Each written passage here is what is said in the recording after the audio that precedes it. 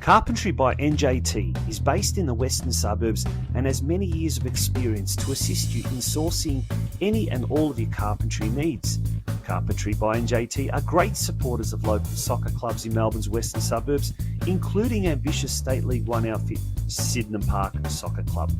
Home Builders Corp, meanwhile, is a Melbourne-based construction company by the same owners with more than 15 years' experience. Home Builders Corp specialises in new homes and unit developments. With attention to detail, they work to the highest standard to satisfy their customers with a very quick turnaround. For further details about how either Carpentry by NJT or Home Builders Corp can help you, contact owner-manager Nick on 0410 576 018 or via email at nick@homebuilderscorp.com.au. Carpentry by NJT and Home Builders Corp are the proud major sponsors of the Football Out West show.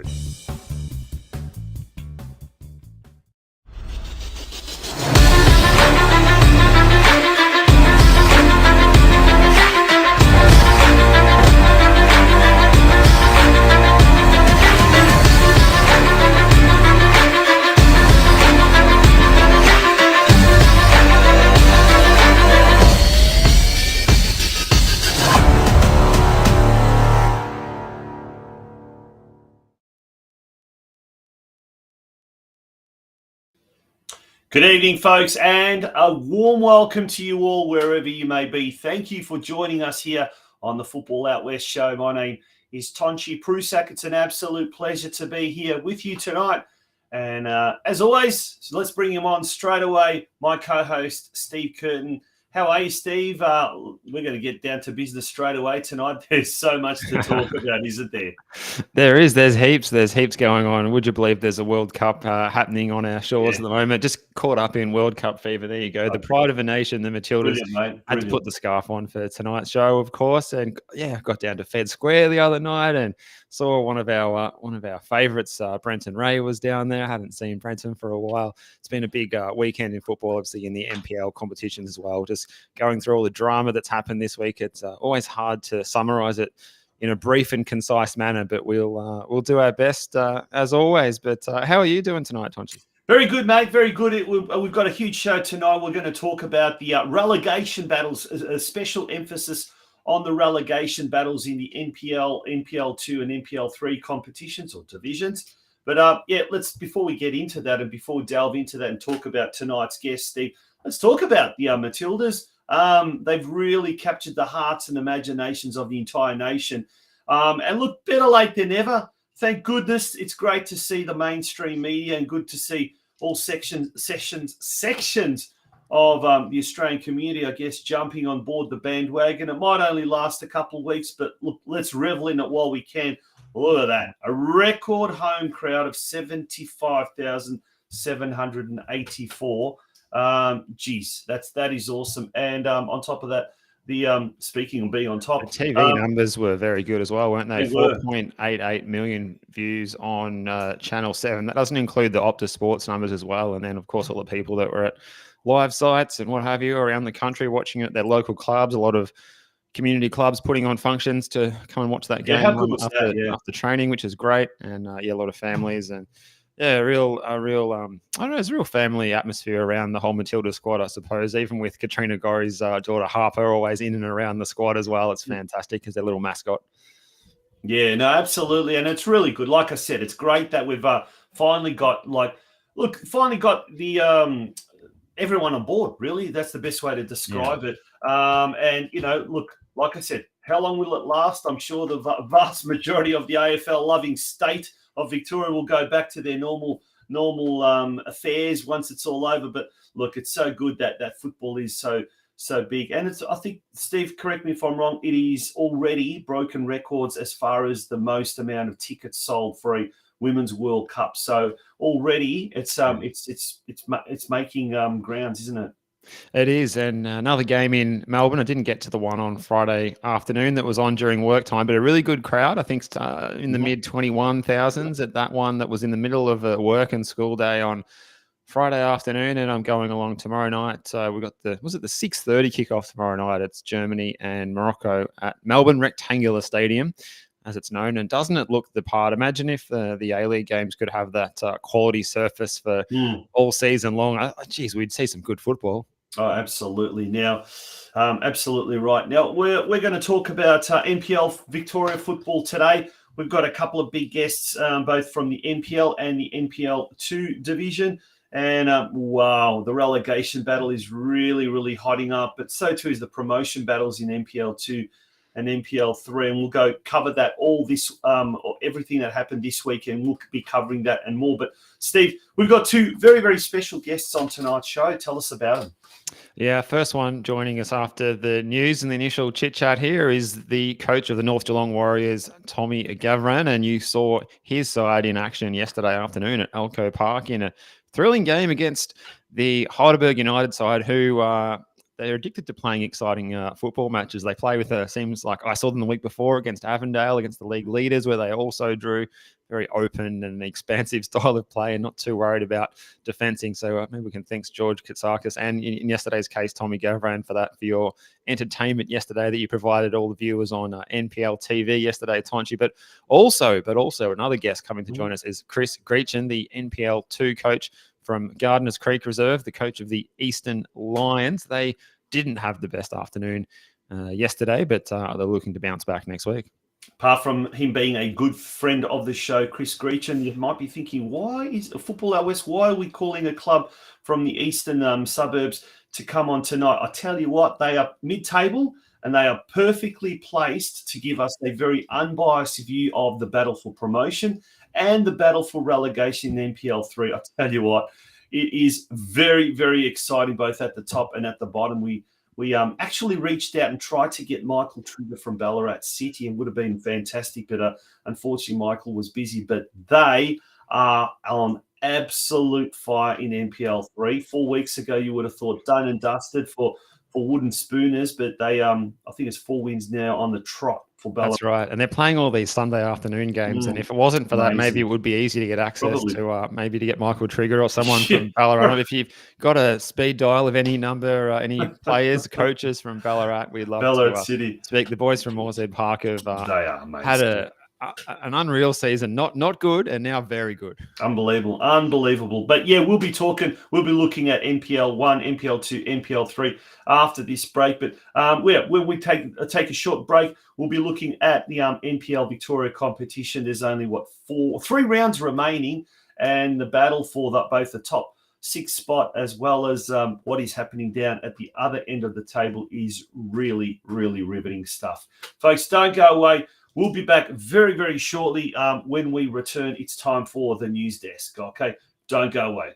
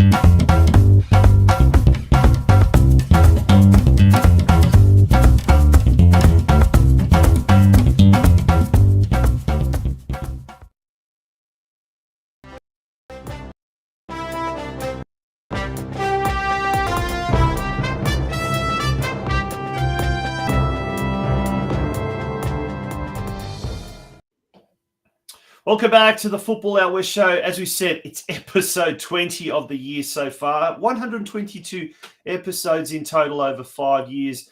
We're churning through these episodes. And tonight we'll be looking at NPL, NPL2 and NPL3 with a particular focus on the battle for survival. And Steve, I tell you what, a lot of lot of people who don't like football, who don't like soccer, don't understand the relegation and promotion and why us soccer folk are so keen about it. But the battle, the intrigue, the entertainment, the tense climactic end to the seasons that promotion relegation provides is just unrivaled, isn't it? Yeah, I think you've put it perfectly there, Tonchi. It is. It means that the battle at the bottom is being fought equally as much and equally as aggressively as it is at the top, and because there's a lot at stake, and clubs don't want to lose their status in their current division, and they want to hang on and try and hang on and consolidate and go again next year, of course. But yeah, it's always exciting time of year. It is. So let's have a look now at round 23 of the NPL Victoria competition. We'll pop the ladder, and then if you could provide us with the results. Yeah, I think we should start this week. I've been going in most recent to the furthest back, but I think we'll start from Friday night this week, because it was another round where we had a lot to keep across, especially with these battles we talked about relegation there, Tonchi, but also the battles for the top six. Yes, are the ones that have been really hotting up. So yeah, Friday night I was on hand with Craig Filer, joined me for the final time for the season, and it was good to be alongside our good man, good friend Craig, and many thanks to Craig for all his work organising guests week in, week out, and also for tonight. And of course, we wish him good luck for his week ahead. But onto the match itself, Green Gully, really good performance from them. 2-0 winners against the Melbourne Knights. Addo Kadakpo coming on for Pierce Waring, scoring straight after halftime, and a bullet goal from our guest of last week, Gianluca Iannucci. He'd assisted the previous week. He comes on Football Out West. What happens? He scores his second goal of the NPL Victoria season. If you haven't seen it, it was an absolute beauty. That result put Green Gully back in the top six, ahead of the Altona Magic. Moving on to Saturday, Hume City went down to Kingston Heath and played the Bentley Greens. Josh Bingham scoring yet another goal, well, second time this season, where he's received the ball on the chest and turned and volleyed the ball home. This one, maybe the camera angle didn't catch it as well as the one he scored against Moreland City earlier in the season against CB Smith Reserve, but it's worth looking at this one again by Josh Bingham. A cracking goal. Then he scored again in a one-on-one with the keeper, putting the result to bed. 2-0 winners there for Hume City, and they will be safe with that result from any kind of threats of relegation. Meanwhile, at CB Smith Reserve, there was the Basement Boys, Moreland City, playing host to Dandenong Thunder. It was a man-of-the-match performance from Casper Hallam, who scored the opener, had a couple of assists. Also, Scott Lockhead scoring twice, and their top scorer, the highest scoring central midfielder in NPL Victoria this season, I believe, Grad Damon, the Dutchman, scoring on 65 minutes. So a 4-0 win for the Dandenong Thunder. Owen Ashton was sent off for Heidelberg United on 41 minutes at Elko Park yesterday. The result ended up 0-0, an entertaining 0-0 nonetheless. Then on Saturday evening, it was South Melbourne side made the short trip to JL Murphy and really flexed their muscles. 2-0 up within 15 minutes, Marko Yankovic and Pat Langlar. Then Langlar went on to score a second, and it was Riak scoring a fourth. So not a good night at the office of Port Melbourne on their home turf, but a really good result for South Melbourne, looking to return to form. And this was the big result on Saturday night at Paisley Park. Oakley Cannons travelled there to take on the Magic. Valentini opened the scoring on 46 minutes. We thought the Cannons would be making it all one-way traffic from there. Then Charlie Leach popped up to score a very tidy goal on 65 minutes. Then a second for him, a brace for him.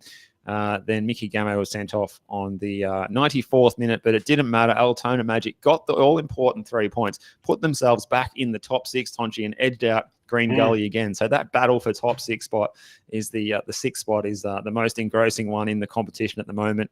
And then another home match for St Albans this afternoon. A bit of drama there as well. Kalalu Kamara opened the scoring on 34 minutes, and then Yusuf Ahmed with another penalty kick for him on 89 minutes. Dylan McGlade getting a goal in his new colours for the St Albans Saints on 95 minutes, and then there was 2 red cards. Joey Monek sent off in the dying minutes of the first half. Sean Timmins sent off in the 86th minute. So the St Albans side will have some problems with suspensions after that one, which they can ill afford in their squad that's struggling for form at the moment. Yeah, also most notable about that game. It was Zoran Markovski, Avondale's coach. It was his 100th game as Avondale coach, and geez, he's got a very, very good strike rate at the moment as far as a win, draw, loss record. But it's time. We saw the ladder, and I'll actually bring that ladder back up, and we'll go through that again. Avondale very much on top at the moment. But South Melbourne closing in. Look, they're 4 points behind. They've got a game in hand against Heidelberg. Oakley Cannons, they've lost their last 2 games, but they're still very, very comfortable up in the top 3. Melbourne Knights, well, by virtue of the fact that Port Melbourne got spanked by South Melbourne, they retained their spot in the top 4. But yeah, after that loss against Green Gully on the weekend, and then Green Gully would have been hoping that Altona Magic would have lost against Oakley, but that wasn't the case to be. And that's, as you said, that is really intriguing. That's really enthralling, that contest for that 6th spot there. Port Melbourne lost, Altona Magic got closer, Green Gully got closer. So 3 games to go. Tell you what, anything is possible. Not just, well, at the top, I guess it's almost like done and dusted, Avondale. Although mathematically South Melbourne still can get there. Avondale have got a really good chance as far as the minor premiership. But down the other end of the competition standings, geez, I tell you what, this weekend is going to be an absolute match of the century.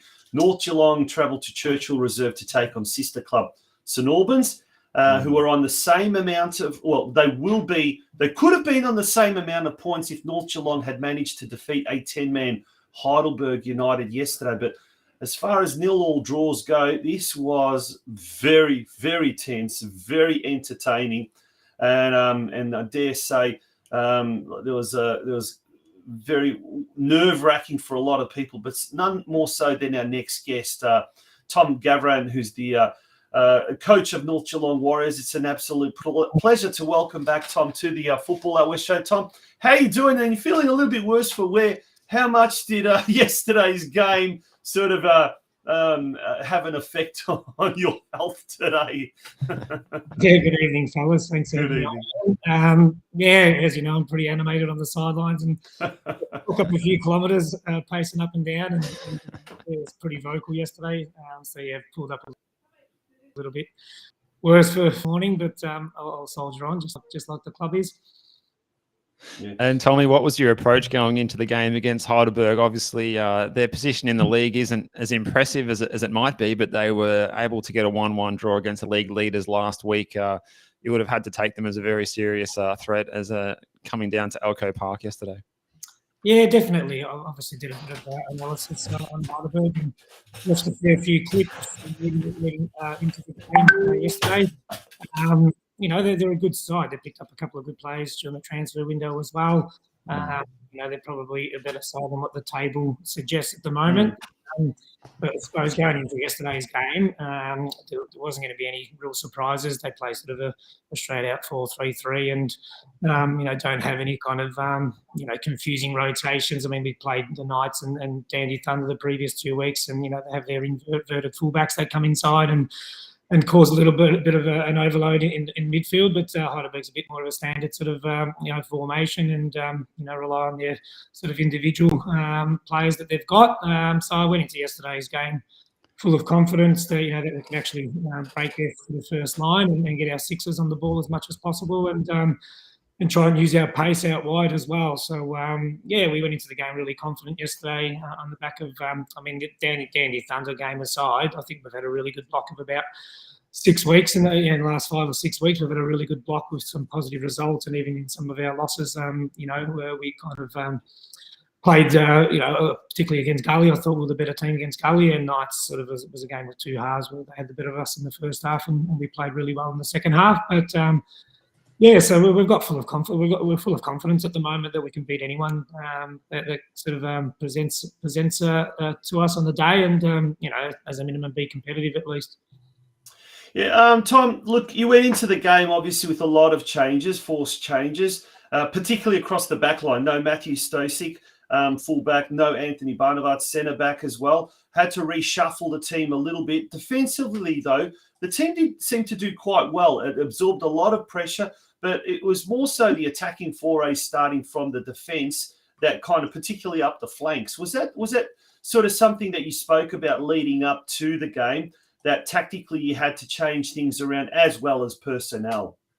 Yeah, it was good. It was exciting yesterday because it was a completely different lineup yesterday. And as you said, it was a couple of force changes, but then I also made a couple of changes myself to sort of bring a bit of, I guess, renewed energy after a 6-0 loss the week before. And there's a couple of new boys that were brought into the squad as well that were, chomping at the bit to get an opportunity. And, they came into the lineup yesterday and showed their worth as well. So, and I even changed positionally a couple of players. I pushed, Charlie Fleming, our Irish visa player, up a bit higher up the park as a winger yesterday, and brought Nelson Songo back into the lineup as a fullback, and I thought he did well. Gave debuts to Jacob Silverine, who CHRIS GREECHAN will know because we came over from Eastern Lions, and also gave a debut to Cameron Sherry, who was ex-Werribee City.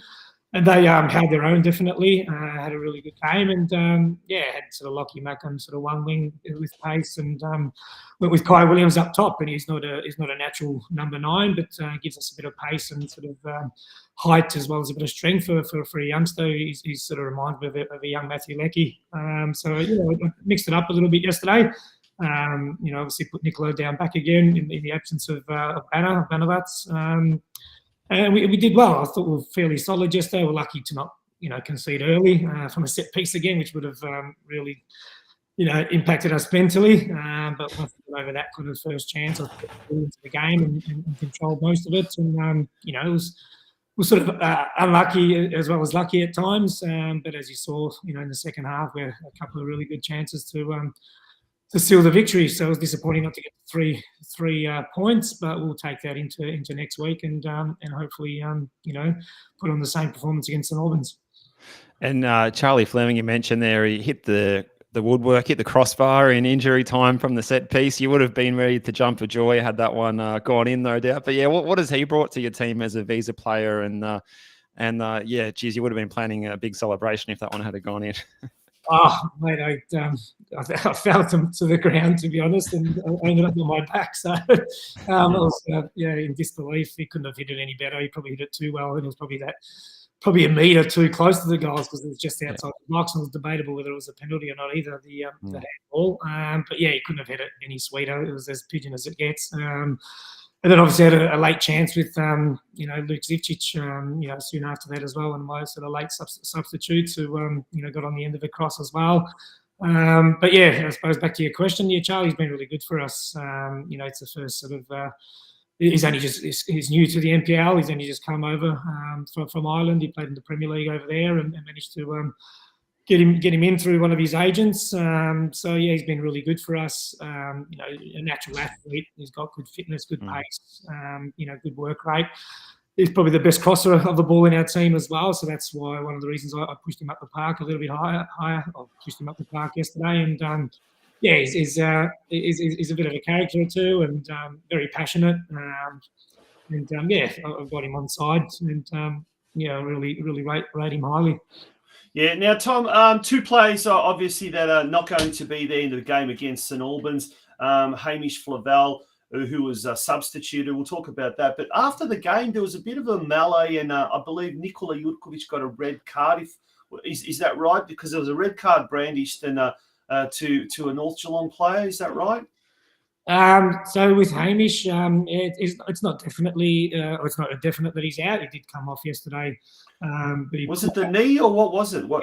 He got collided into and impacted his knee, sort of jarred it a little bit, and he couldn't feel it. He reckons it went all numb, hence why we had to stretch him off and had it bandaged up post game. But said that he had a bit of feeling back in it, and hopefully it's nothing structural. But young Seth Suka did quite well when he came on as well. I thought he commanded the box quite well and was quite vocal as well. So if if Hamish doesn't pull through, then we've got an able replacement definitely in that respect. And how old is young Seth? Young Scooter?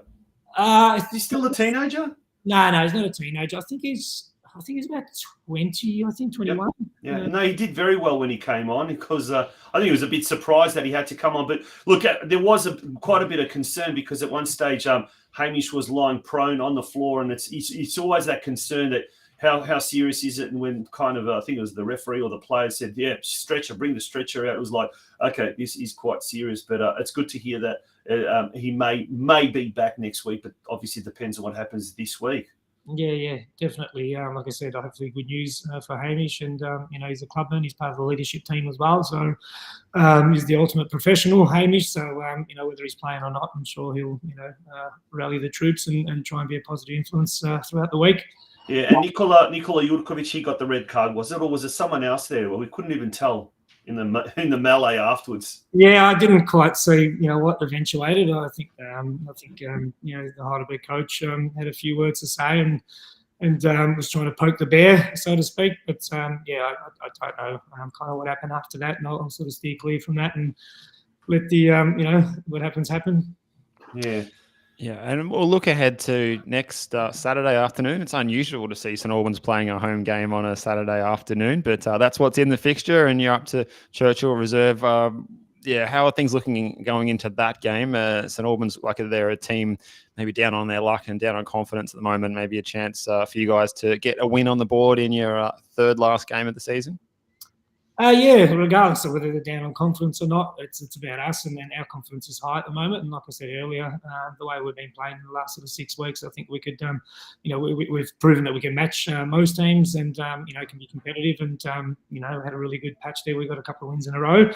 Obviously St Albans, fighting for their life as we are. And I went to watch them today as well, just to obviously, cast my eye over them and, see what they've got. And they put up a good fight today. They showed a bit of endeavour today. And, as we know, a smaller pitch at St Albans, it's a fairly high tempo game. There's not a lot of fluidity to it. There's not not much controlled possession, although they did sit back a little bit, coming up against Avondale. They won a lot of first and second balls, and, their fight was quite impressive today. And no doubt that they're going to try and bring that fight next week into the game, but I've got all confidence in the world in our boys, especially after, like I said, the recent block of games aside from the Dandy game, and a bit of an injection of youth and some new players. Done the trick I thought yesterday, and we'll go into this week's game full of confidence that we can, get the 3 points, which is obviously vital for our survival. Yeah, thanks to Mark Ivkovic. He makes a really interesting comment there in the comments section. St Albans are in big trouble. They've only picked up 3 points in their last 10 games. Whereas, Tom, you guys in the last 6 games, I think it's 2 wins, a draw, and 3 losses.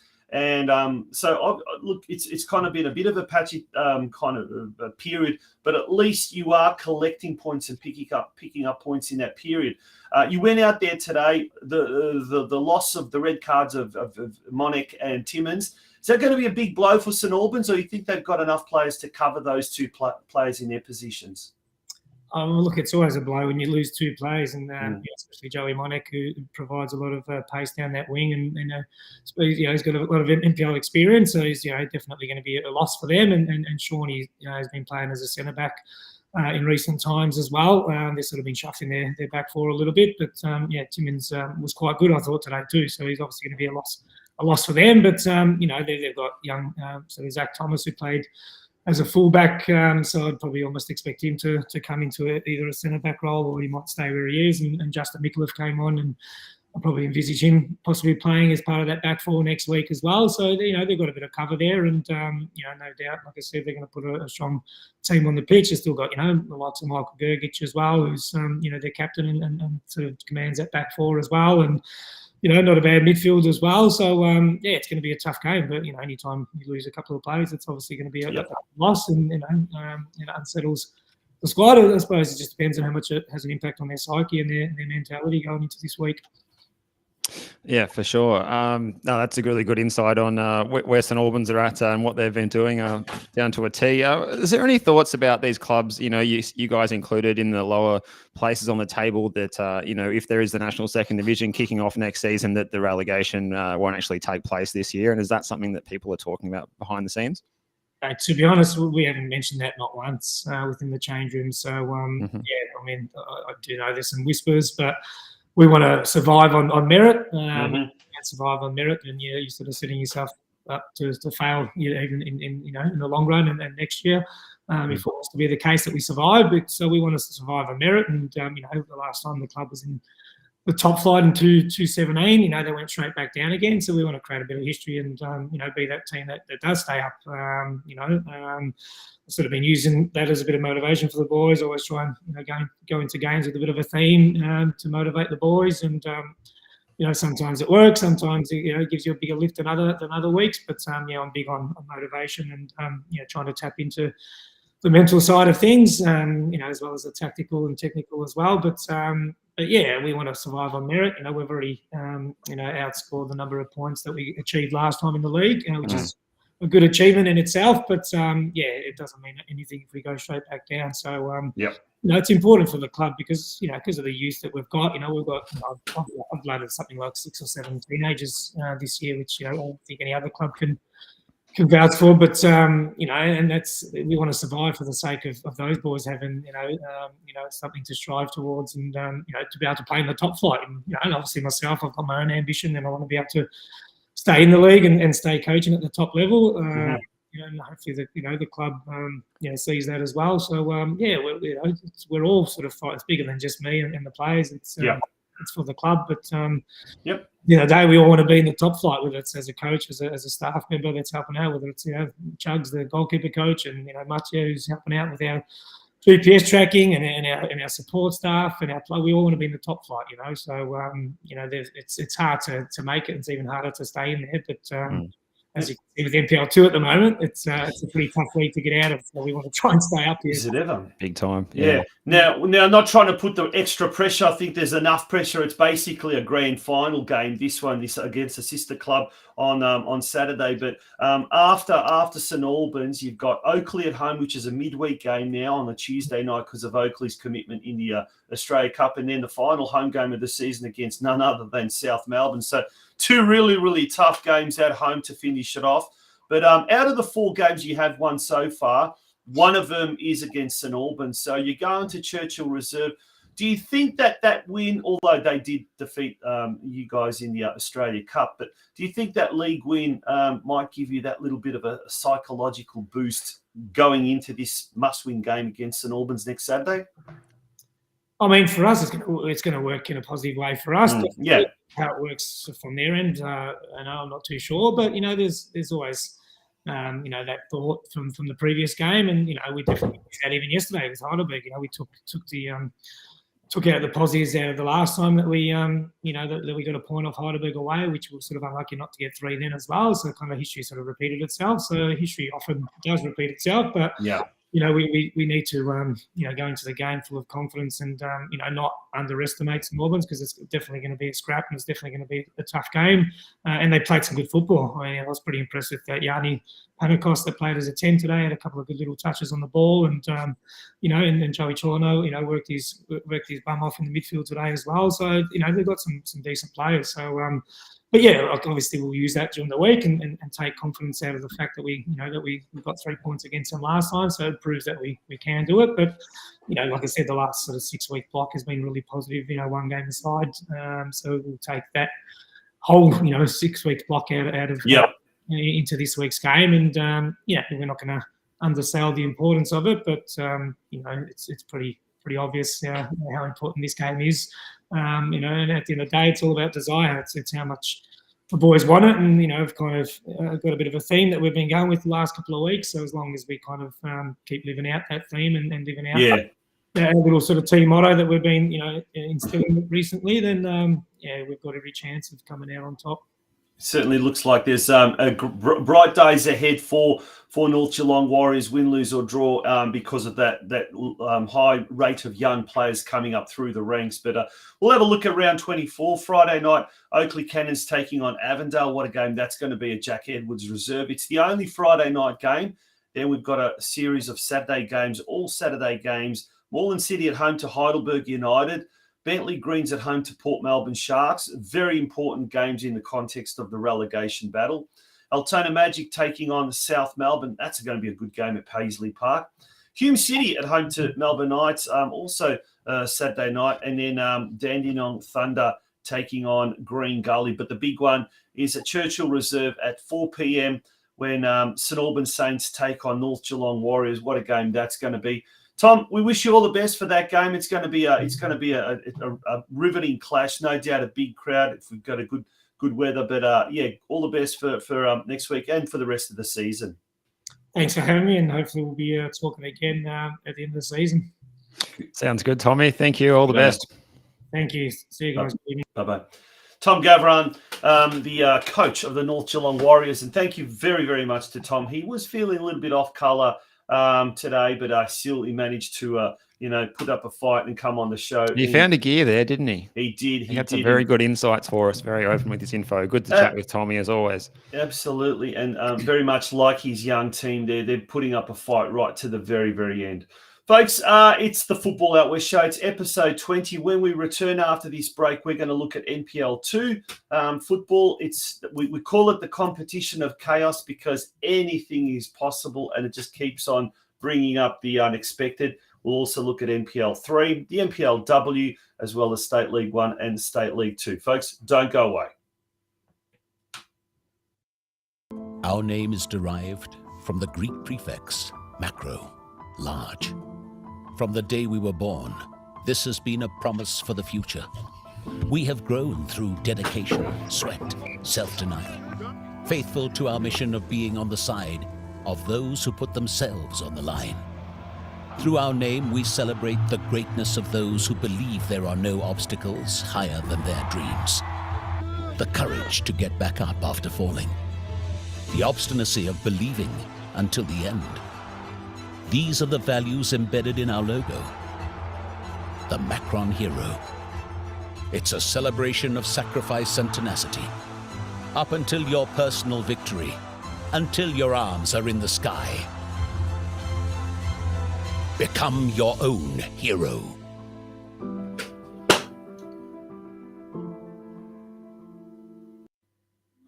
Welcome back to the Football Out West show. And Steve, let's have a quick look at the NPLW competition before we get our next guest. The NPLW competition expanded to 11 teams this year, and it's providing some really, really interesting, once again, both at the top and at the bottom, some interesting results each week. And let's have a look at the table after the latest round of matches. Let's get the table, and we'll go through. We'll just go through those results from the weekend as well, Tonchi, while we're at it.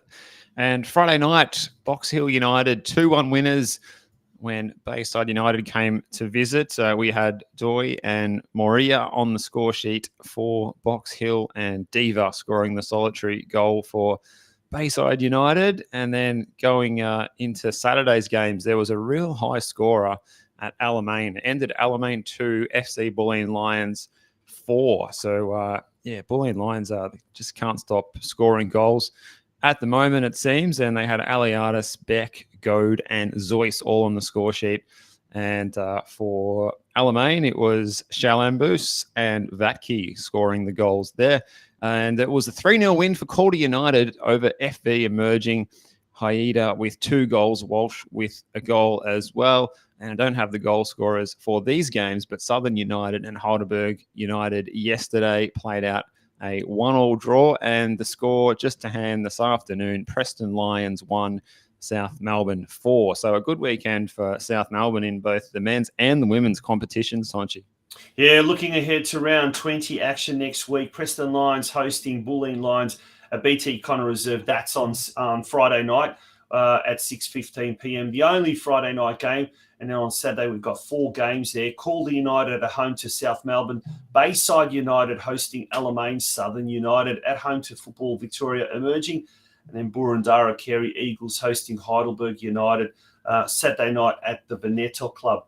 And if we now move our attention now to NPL3 Victoria competition, and then we'll be speaking to NPL2 Victoria coach CHRIS GREECHAN from Eastern Lions straight after that. So let's look at NPL3 Victoria. A really, really exciting battle at the foot of the competition standings, but also at the top as well. Steve, tell us more about NPL3 Victoria. Yeah, that's right. I'll just skip down. I was looking at the NPL2 there. There was no point reading that out when we're looking at this. Yes, yesterday we had Burundara Carey Eagles 3-2 winners over Geelong. So a good result for them. Burundara held on with 10 men for the last 26 minutes in that one. Not a good result for Geelong, though, who can't seem to get a break at the moment. Caroline Springs, George Cross, I think Mark in the comments has confirmed that 11 wins in a row, 2-1 winners against Bo Morris there for Georgies. There was an exciting 3-3 up at Shepparton between the Goulburn Valley Suns and North Sunshine Eagles, both teams finishing with 10 players apiece in that one. And it was Doveton and Box Hill United with honours even at 1-1. And then the results coming in today, another win for Ballarat City, 3-2 against the Essendon Royals. So Ballarat just keep on producing quality after they found themselves in the relegation zone. They've really turned things around with a fantastic winning streak they're on. Melbourne Victory continue their good run as well, 2-1 against Nunawading City there in the NPL3, Tonchi. Yeah, if we take a look at the standings there, 19 rounds, 3 rounds to go. We've got Melbourne Victory up the top there. They're leading by 1 point from Caroline Springs, George Cross, who do have a game in hand against Nunawading City. So that could come down to the wire, and it could really depend on that outstanding game for the champion eventually. But look, the battle for second spot is pretty much, I think, done and dusted. 8 points separates Caroline Springs, who are in second spot, and North Sunshine Eagles. The Eagles and Goulburn Valley Suns, for that matter, they would both have to win all of their games and rely on either Melbourne Victory or Caroline Springs losing all their games. So it's going to be really, really difficult in that regard. But if there's a restructure and there are more clubs that are either going to go up or going to go down, we don't know what's going to happen. And I think it could be one of those things that we might be waiting until deep into the off-season to find out. But it's at the foot of the competition standings that things are really, really interesting. If you can see there on the ladder, 3 of the bottom teams, 10th place Essendon Royals, 11th place Geelong City, and 12th place Ballarat City are all on 17 points. And then you got Bo Morris, 1 point above them. So things are really, really hotting up there at the foot of the NPL3 Victoria competition. Let's look at round 20 ahead this weekend coming. Essendon Royals taking on Burundara Carey Eagles, who had that very good win over Geelong on the weekend. So that's a key game for Essendon Royals. But Burundara Eagles at the moment, they've been picking up some points, and this is going to be a real tough game for Essendon. Then we go on. Steve, you're going to say something? No, carry on, mate. North Sunshine Eagles, they host Bo Morris. So that should be a really, really good game as well at Larissa Reserve. North Sunshine Eagles, well, I guess they've got nothing to lose at the moment. So will they field weakened teams towards the end, or will they field their full strength side coming up against Bo Morris? Nunawading City at home to Goulburn Valley Suns. Doveton at home to Caroline Springs, George Cross, and then Box Hill United taking on Ballarat. Box Hill United taking on Ballarat City. Now that's going to be a big game. I tell you what, that's at Wembley Park on Saturday, and then Saturday night down at Stead Park, Geelong hosting the league leaders, Melbourne Victory. All right, this could be a big game. Geelong have been really, really struggling in recent weeks, and they come up against the might of Melbourne Victory. Look, that's going to be crucial to what happens in the outcome of the whole relegation battle. But and Melbourne Victory obviously need, if they want to keep that hope of winning the league title, they are going to absolutely need a win here. So lots happening as far as the NPL3, but it's time to let's take a look at the competition of chaos, isn't it? The NPL Victoria competition. Look, this is what everyone who's tuning in for came for this particular purpose tonight, to get across the NPL2, and another weekend of a fair bit of drama as well. So we'll run through those games. Friday night, Brunswick Juventus and Western United. Western United were going in favourites in this one, but it took a late penalty from Grimaldi to rescue a point for Western United, cancelling out Richardson's goal for Brunswick Juventus. And it was honours even in the end. In the top of the table clash, Kingston City and Dandenong City 1-1. Damien Iaconis among the scorers against his old team that he'd scored 50 goals for previously when he was previously at Kingston City. Thanks, Lockie Flanagan, for that stat. And in the match between Northcote City and Preston Lions, 2-0 to Northcote City. Preston not getting much going their way at the moment, with Harley Orr and Ryan Pachkowski both credited with own goals in that one. Eastern Lions going down to Brunswick City, 2-1. Manningham United Blues at Langwarrin were 5-3 winners, so a very good result there. Ben Everson with 4 goals in his account for the afternoon, not bad at all. But speaking of 4 goals, it was Lewis Bamford for Werribee City, who came off the bench at half-time, scored 4 second-half goals to ensure that Melbourne City and Werribee City finished at a remarkable, staggering 4 goals each. Max Caputo was among the scorers for Melbourne City. We've still got one more game to come as well. 2 of the favourite clubs of the northern suburbs, Bulleen Lions, maybe an northeastern suburb, we'll call them northeastern, and Pascoe Vale at the Veneto Club tomorrow at 8:15. That should be a beauty as well. Should be another good crowd there. If Pascoe Vale was to defeat Bulleen Lions, could you imagine that? 26 points, the same as Brunswick Juventus, and 1 point behind 3 teams. Brunswick City, Werribee City, Bulleen Lions, and then you've got Langwarrin just ahead of that. So, I think the neutral out there will be hoping Pascoe Vale can capture all 3 points tomorrow. What a climactic end to what has been a crazy competition that would be. But look, our next guest, they sit sort of sitting in the middle, so they're comfortable, but they've got a very good insight into both what is happening at the top and what is happening at the bottom. And it's an absolute pleasure to bring back to the show an old favourite of the show, an old friend of our show, CHRIS GREECHAN, the coach of the Eastern Lions. Chris, good evening and welcome back to the Football Out West show. How are you? G'day, guys. Thanks for having me on again. Second time this season. Yes. Really appreciate it. It's an absolute pleasure. Thanks very much. Pleasure. Just looking at some of the comments, my childhood club was George Cross, and just seeing them really power up the rankings in NPL3 is a great thing to see. Such a big club, and I see Peter Kauke and Mark Sultana make a few comments there, and I wish them all the best, and hopefully they can move up into NPL2 next year, which they look set for. So big shout out to Sunshine Georgies. Yeah, it's certainly been an impressive debut season in the NPL3 competition for them, coming straight off their promotion from last year. Actually, we mentioned the game tomorrow night in NPL2, just touching on your competition, Bulleen Lions and Pascoe Vale. You've got Pascoe Vale next week on Friday night, a short turnaround for them. Will you be making the trip out to watch them tomorrow night? I generally like the live stream with 2 young kids. My wife doesn't really allow me too much flexibility outside of my commitments at Eastern Lions. Sounds sensible. So we do have one of the lads will go out and have a look, but I'll be happy watching that on the laptop in bed. I like you've said, guys, from the start. I think you mentioned this after about 5 or 6 rounds. When we last spoke, this league is just ridiculous. It just cannot get a take on it. Being involved in it, it's been so exciting, but you just do not know what you're going to get week in, week out. You go to each ground, and you've just got absolutely no idea what to expect from not only your own side, but the opposition. It's been crazy.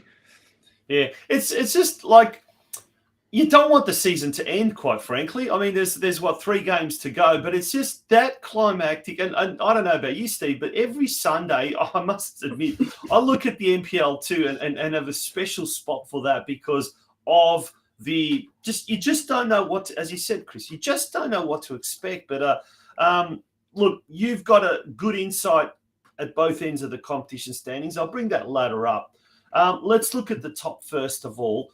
Who do you think will end up there being the top 2 teams to get promoted into the NPL? Because at the moment, there's really a battle for the top 2 between the top 3 sides. Look, Manningham United and Preston Lions are thereabouts, mathematically still with a chance. But Manningham have made a real late surge of late, whereas Preston Lions are really struggling. But Chris, what's your take on it? Who do you think out of all those, let's say, top 5 sides will be the top two that will get promoted to next year's NPL Victoria competition?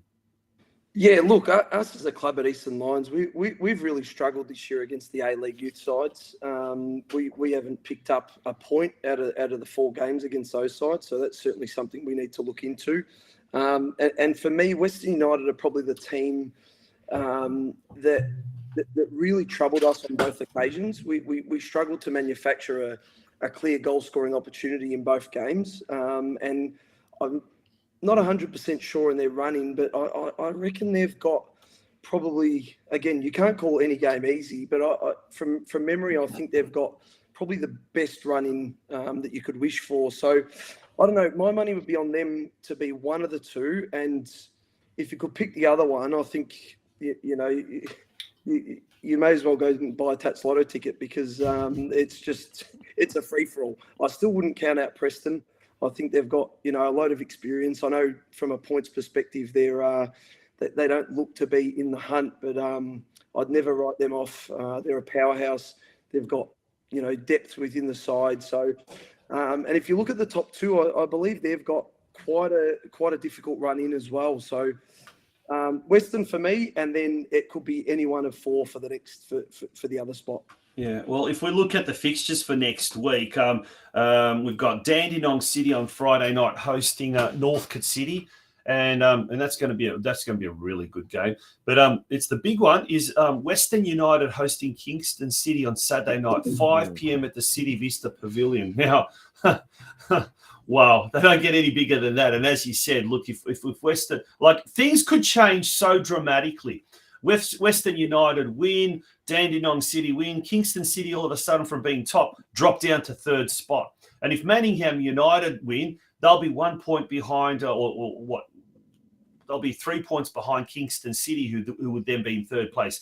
Now, if Kingston City win, Dandenong City win, Western United are about 4 points off the pace. So, look, let's not throw the permutations and combinations of draws and all of that kind of stuff, but every week throws like an absolute blockbuster, doesn't it? Oh, absolutely. Like, I mean, the big disappointment from us is probably yesterday that, we felt that we had a huge chance of being in that top mix right up until, and I still wouldn't count it out, but, that's been the fascinating part of this comp. We addressed our players after about round 9 or 10. And I vividly remember my assistant coach turning around and saying, you'll probably, we've blown 2 or 3 opportunities up until now. You'll probably get one more. And we're now discussing in the team talk before yesterday's game that we've had another 4 chances beyond that. And we were still alive hope and still are, but probably to a very small degree. But it's just amazing how many opportunities have presented themselves. It's almost like no one wants to put their hand up to go up and delve into what Tomi Gavran's going through at the moment, who's a good friend of mine as well. So, yeah, it's been an amazing year. And Chris, on the course of the year as well, has there been a moment or something in particular that's been the most pleasing aspect for you as a coach out at Eastern Lions? Yeah, look, I think we, as a club, just rebuilding in general, the club's expectation was never to, albeit everyone wants to get promoted and win leagues, but I think for the Eastern Lions, it's more about being stabilising things both on and off the park after a pretty traumatic year last year. I think we went on a run. We got beat at Kingston 5-1 on a Monday night. I think I spoke to you guys not long after that game. 3 days later, we backed up against Northcote. We lost 4-1. And then 3 days later, we beat Green Gully in the Cup and went on a run of 7 out of 8 games we won. I think Brunswick City were the only team to beat us over a 7-week period. So I think without isolating, or looking at a game individually, it was that run of 7 weeks where we were able to beat Green Gully in the Cup. We beat Preston away. We beat Dandy City at home. So there's been a few highlights, but really the main aim is really just to stay in this league. And that's certainly not out the question either at the moment. Like, we're still battling relegation, even though if we win our game in hand, we're within 3 or 4 points at the top. So it's incredible. Now, one of our viewers makes an interesting comment. Tony Hudson, he says, not sure NPL2 quality anymore when 2 games shipped in 16 goals. Now, one of those games was the Werribee City Melbourne City game. That was 4-4. But the performance of the super sub, Lewis Bamford, he scored a goal scored a goal in the 48th minute, then the 61st, then the 73rd, then the 76th. It's like a one-man goal scoring machine there. Chris, I mean, all right, maybe, I don't know about the quality. You can answer that about the quality, but definitely the entertainment factor, whether it's games being played for promotion or games being played for relegation, or as that Werribee City Melbourne City game suggests, just full stop games. It's incredible. The level of entertainment being provided is amazing. But what's your take on that comment about the quality of the competition? Yeah, I've got a big criticism over the defensive abilities across the leagues, to be honest, or across our league in particular. There are a lot of goals shipped week to week, and I still think there's a bit of a gap with our players in terms of their ability to defend, particularly 1v1 scenarios, and that sort of defensive IQ of the game, which effectively leads to a lot of goals being scored. I don't know if that's maybe been a little bit harsh, but that's my critique on what I've been seen thus far. But certainly, again, talking about that, like I looked at the result as soon as we finished our game yesterday, and we played Werribee the week before. We won 1-0. There was not much in it. There was probably a chance or two either way. To see like 8 goals scored in a Melbourne City, it's just I was in disbelief. Just the fact that from one week where there's no chances created, and the same team go out and score 4 against one of the better teams in the league, Melbourne City. Yeah. Again, it just nothing adds up. So but certainly that's the best way of describing it. I just really love that everyone, you guys in the media and all the rest of it love it, because from a coach's perspective, I'm going to need to see like a cardiologist by the end of the season. It's not the same fun from the coach's box. No, I believe that. I totally believe that. Having been at a few NPL2 games at Preston this season, the coach technical area is right in front of the broadcast position. It's a tense place to be, possibly more tense than the NPL1, that's for sure. But looking at the squad this season, how have you managed to go getting a team on the park every week? Have you haven't seen you guys play firsthand myself, unfortunately, but have you had to battle injury? Has it seen a chance for youngsters to come in out of that good youth system that you've got out there at Eastern Lions? Yeah, look, we retained 6 players from last season. We brought in the crux of 12 or 13 new players, a couple from overseas, a couple from interstate. So, the rebuild was quite good. But, our season, in the sense of within 10 minutes against Dandy City, we lost a player to suspension for 11 weeks. And he was one of our main focal points up front. 10 minutes later, our other focal point went down with a hamstring injury. He's since returned to New Zealand. So, with a club like Eastern Lions, you don't have the capacity to go out and spend on 16, 18, 20 experienced players. So, when you do lose 1 or 2 key focal players, it really does have an impact on your results, and we felt that. We've really felt that.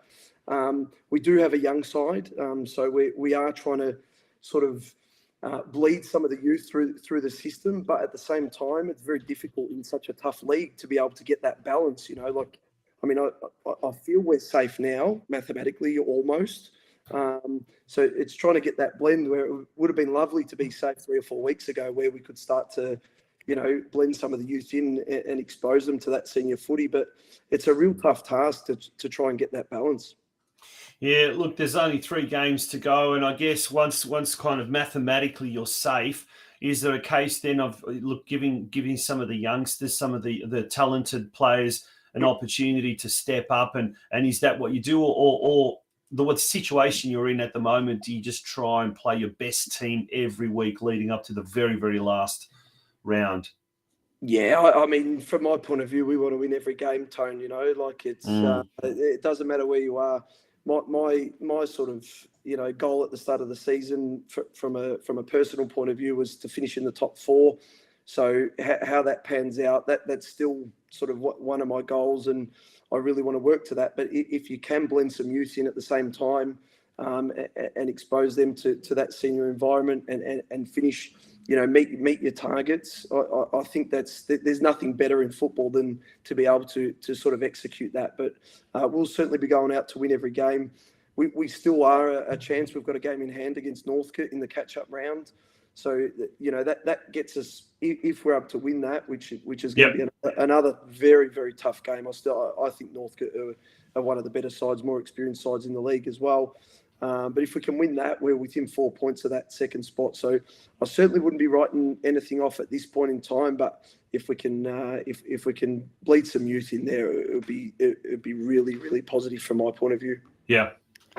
For sure. Always good to be able to do that. Now, Chris, a question on another topic altogether. The Doherty Cup final coming up between Oakley and Heidelberg at Kingston Heath Reserve. There's a few question marks as to whether that's the best venue or not. Is there, in your opinion, is that something that we should be playing there? Have you got a favourite ground that you noticed this season that it'd be good to play it at, or is Kingston Heath a good option?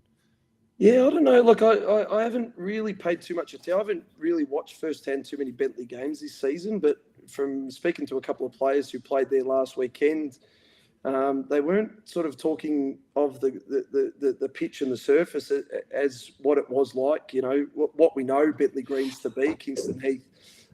So, yeah, I'm not sure I would be a big fan of that, but I've always been a big fan of South Melbourne's pitch growing up. I used to watch them there at Bob Jane all the time. So I think that's probably our staple, stadium to watch a game at. But yeah, I haven't paid much attention to I was going to add a qualifier and say, assuming that South Melbourne is not available due to World Cup training commitments. Yeah, and Heidelberg, I guess, as well. Yeah, and Heidelberg, yeah. Well, Eastern Lions is always a chance, but there's there's a few like sort of little hills that in each corner. So if you can battle with that, we can host if it's daytime. Why not? Why not? Hey, why not? Now, on our comment section, we've got a couple of interesting comments. Brenton Ray, thank you. He's the newsman. He says NPL2 stream game next weekend is the blockbuster Western United and Kingston City. The NPL3 stream game next weekend is the Nunawading City and Goulburn Valley Suns. But our esteemed colleague and who's also been on this show as a co-host as well, Mark Ivkovic, he's got a very nice thing to say about you, Chris. He says, I think Chris has done an exceptional job this season, took over a struggling squad and completely turned things around. A young coach on the rise. So, mate, you're getting a lot of pundits there who are in the know saying some very, very positive things about you. So, mate, on that note, we wish you all the very best, not just for the rest of this season, but your future coaching endeavours as well. And, it's great to see what you have done at Eastern Lions this year. And we certainly look forward to following your fortunes in incoming seasons as well. Boys, thank you. It's a pleasure, Mark. Thank you very much for the token comment there. Look, it's been a great season. I've really enjoyed sort of been enthralled in this NPL setup for the first year at senior level anyway. Yeah. I've been involved in the state leagues for a few years and just been able to work with players that have got that next level of commitment and just the resourcing and all the rest of it. Just fantastic to be able to even walk out onto a pitch and be sort of, up against, good coaches and experienced coaches, your Louis Asevskis, your Nick Tolios, these type of guys. It really is an honour to be out on the same pitch as them. So, Mark, thank you very much. And boys, thanks very much for having me again. Chris, before we let you go, you've said you've had, extensive experience at state league level, but as a coach, and this is the one last question, I guess. As a coach, what's the difference in commitment level, time, I guess, and the resources needed to allocate to being a coach in the NPL2 compared to some of the state league clubs you've been coaching at in the past? Yeah, it's a good question. You sort of go from carrying drink bottles out to the ground, and picking up all your cones to all of a sudden you're managing sort of 6 to 8 people. From that in itself has got a huge time output. Video people to analysts to physios so just the management of people in itself is a task in itself. The team of people. I think our sort of group that is on the message group is like 35 people. But in terms of analysing games, and because so many games are streamed and different things, I'm fortunate I've got a job that has got a bit of flexibility, so I can spend quite a bit of time. But I dare say, you're spending sort of 25 to 30 hours on the game. Wow. Whether that be sort of organising sessions or looking at a team that we're playing, the following week, or looking at our own game and breaking that down. It's a huge commitment. Wow. Yeah, you're literally working 2 jobs there, so you've got to love it. You've got to have a desire to be living and breathing football, and that's what you do very well, Chris. And make sure you take a good break in the off season, of course, and come back even better next year. But keep up the great work, and thanks for coming on the show and being a serial offender coming on the second time this season. No worries. I look forward to another time next season, guys. And sounds good. I'm certainly looking forward to that break, I'll tell you. Yeah, spend some time with your young family. That's for sure. Good on you. Good on you guys. All the best. Thanks, Chris. Bye. Chris Greechan, there from Eastern Lions. Not only is he a great coach, but a wonderful, wonderful bloke as well. So just a really nice guy. I'm not sure how he goes if he has to give them a spray at halftime. I struggle to picture it, but I'm sure some of the players and backroom staff have seen it a few times this season. That's maybe where the dad cap comes on and says, "Come on, you better be doing better in the second half, or else you're going to get a smack." Oh, you can't say that these days. I can say you just can't do it. All right, we're going to take a very, very short break. Look, when we return, we'll be talking about the State League 1 and the State League 2 men's competition. Will be a very, very quick overview. So, folks, don't go away. It's been a big, big show, but there's just still so much to talk about. We'll be back straight after this very, very short break. Carpentry by NJT is based in the western suburbs and has many years of experience to assist you in sourcing any and all of your carpentry needs. Carpentry by NJT are great supporters of local soccer clubs in Melbourne's western suburbs, including ambitious State League 1 outfit Sydenham Park Soccer Club. Home Builders Corp, meanwhile, is a Melbourne-based construction company by the same owners with more than 15 years' experience. Home Builders Corp specialises in new homes and unit developments. With attention to detail, they work to the highest standard to satisfy their customers with a very quick turnaround. For further details about how either Carpentry by NJT or Home Builders Corp can help you, contact owner-manager Nick on 0410 576 018 or via email at nick@homebuilderscorp.com.au. Carpentry by NJT and Home Builders Corp are the proud major sponsors of the Football Out West show. Welcome back to the Football Out West show. It's nearly stoppage time. The referee's looking at his watch. He's about to blow the final whistle. But before we do that, Steve, let's have a quick look at State League, Men's State League 1 and Men's State League 2. What is happening there? First of all, Men's State League 1, what happened on the weekend?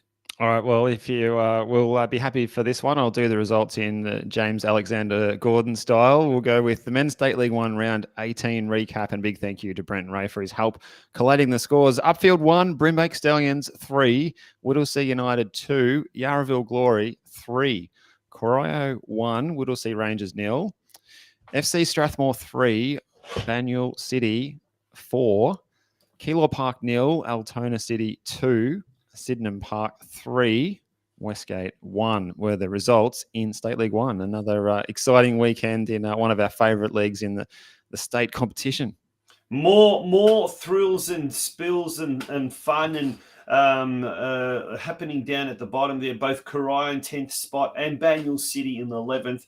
Both won their games. So, geez, that is making that battle for that escape from relegation, the survival, very, very close. So if we look ahead to this weekend's game, on round 19 coming up this weekend, we've got a big game on Friday night, Altona City taking on Whittlesea United at McIver Reserve. Then all the Saturday games, Banyule City at home to Sydenham Park, Brimbank Stallions at home to Whittlesea Rangers, FC Strathmore taking on Keilor Park at Strathnava Reserve, Yarraville Glory at home to Corio at McIver Reserve, and then at 6 p.m. Westgate taking on Upfield at Ardea Reserve, and that is the state of play in Men's State League 1. And last but certainly not least, Men's State League 2.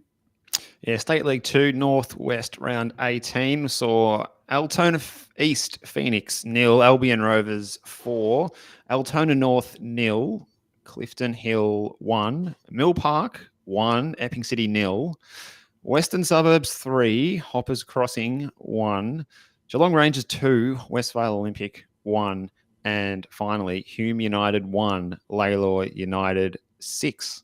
Well, Geelong Rangers, big movers and shakers this week. They've jumped up a couple of spots and they're now in 9th spot, but they're certainly not safe from the dreaded relegation zone, that's for sure. At the other end of the competition standings up the top, Clifton Hill and Western Suburbs just going for it, hammer and tongs at the moment to see who is going to be the champion of the competition. Pretty much, with 4 games to go. Albion Rovers and Altona East Phoenix mathematically could still do it, but my money's on Clifton Hill and or Western Suburbs. But if we have a look at the round 19 schedule coming up for next week, all of these games are on Saturday and all are at 3 p.m. So first up, we've got Albion Rovers taking on Geelong Rangers. That's at Canley Park. Epping City taking on Altona North. What a game this is going to be. Epping City, look, mathematically they can still do it. And look, a win here would make things very, very interesting.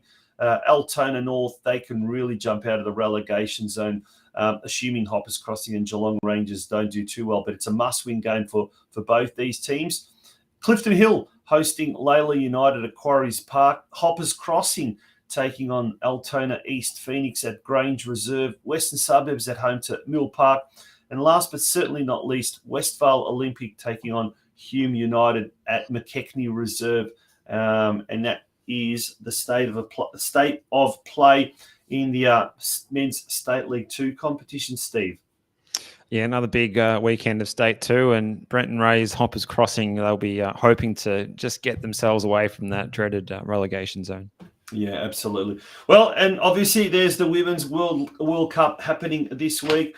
Thursday, Australia, the Matildas playing in their second game, and another great time, 8 p.m. Thursday night. I tell you what, I think we're going to be in for another ratings bonanza on that one. But absolutely, yes. I'll be there, Tonchi. I will be the Football Out West correspondent from the halfway line in the 4th row of Suncorp Stadium or is it called Brisbane Rectangular Stadium? You're flying up there, are you? I'll be there for the game and looking forward to it very much. And hopefully the Matildas can create a few more clear-cut opportunities. But if we have to rely on another spot kick to get the win, well, that's what it will have to be. Well, it doesn't matter how you get those 3 points. The most important thing is that you do get those 3 points.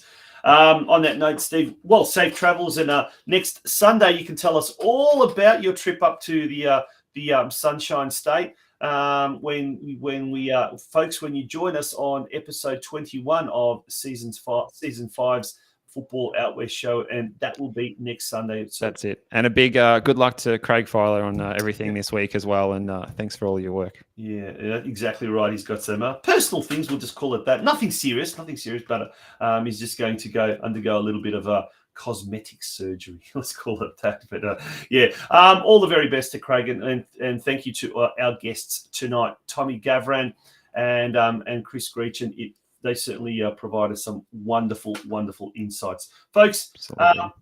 From Steve and myself, good night and have a wonderful, wonderful week. Thank you very much. Good evening. Bye-bye.